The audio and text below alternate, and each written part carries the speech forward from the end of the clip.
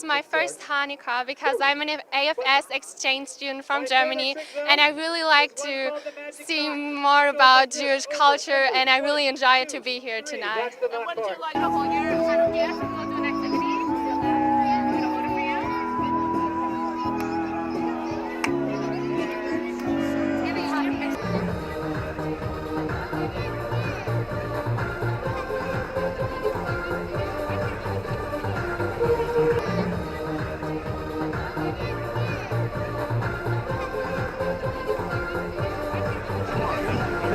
What Hanukkah is about.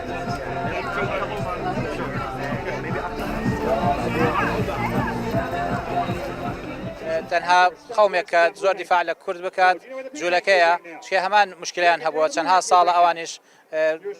ئاوارەی وڵاتان بوون پارچە پارچە بوون بەس ئێستا بەهۆی ئەوەی کە وڵاتێکیان هەیە کە ناوی ئیسرائیلە کە وڵاتێکی بچکەشە بەس توانیانە ئەو خەونەی کە هەیەە کە ئاڵایەکیان هەیە لەناو ئەمەی متحیدە معتەرەفە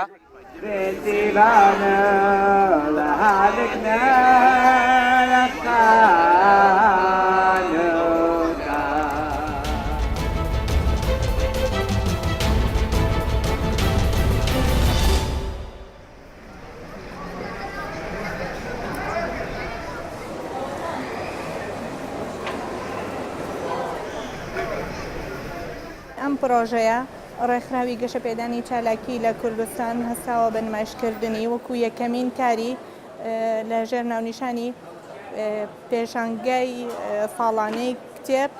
بەبێ بەرامبەر بۆ هەموو چین و تۆژەکان مەبەستیش لێی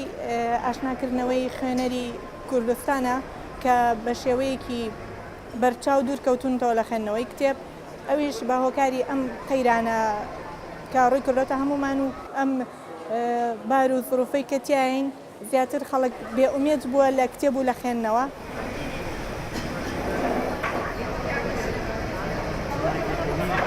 ئێمە وەکو گروپی نەکسفیس کە گروپێکی گەنجانە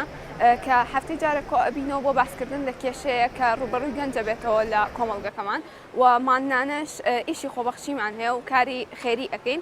ئێمە کە زانیمان کە پرۆژەیەکی لەم جۆرە هەیە کە پرۆژەیەکی زۆر باشە بۆ ئەوەی کە بەتابەتی بۆ ئێستی کوردستان کە خەڵک لە ڕووی مادیەوە وەزعیان باش نییە بتوانن بێن لێرە ئەو کەسانی کە خوێنەرن و ئەیانەوە ئیسفادە بکەن لە کتێب بتوانن لێرە بێن بە زەوقی خۆیان ئەو کتێبی کە ئەیانەوە ئەو کتێبی کە ئەزانن ئەتوانن ئیسفادەی لێ بکەن سوودی لێوە.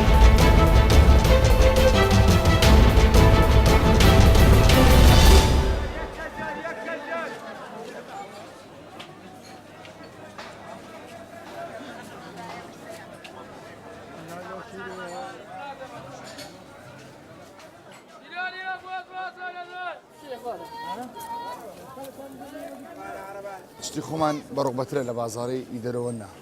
بەرێ بازارەکەش وهانی وچی پێشان بێ بڕوا 175 فەرقی کردووە وەڵا ڕۆژانە بەخوا 20 توقێک ئەفرۆشین 20 توقێک ئەفرۆشین ساوزەکە زەبابەتی لە جەرجیرێ لە کەرەوزە لە تەڕەتورێ لە تورە یعنی ڕۆژێک کەمێک دێن بۆ بازار.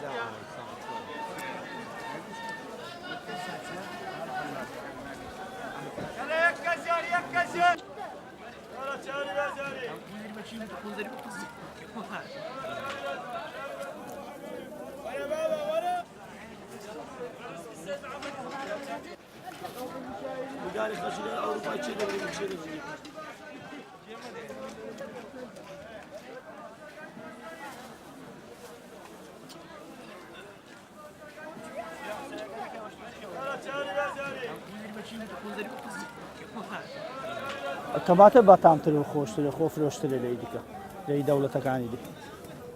ڕەوازی زیاترە بەتامتریشە لەبەرەوەی خەڵکەکەەوەی زیاتر دەکڕێت ڕۆژە 20 سندوقێک دەفرۆشێن عنی سندوقی 30 کیلۆ تێدایە کیلۆی بە 500 دیناریشە 2 کیلۆ بە 1000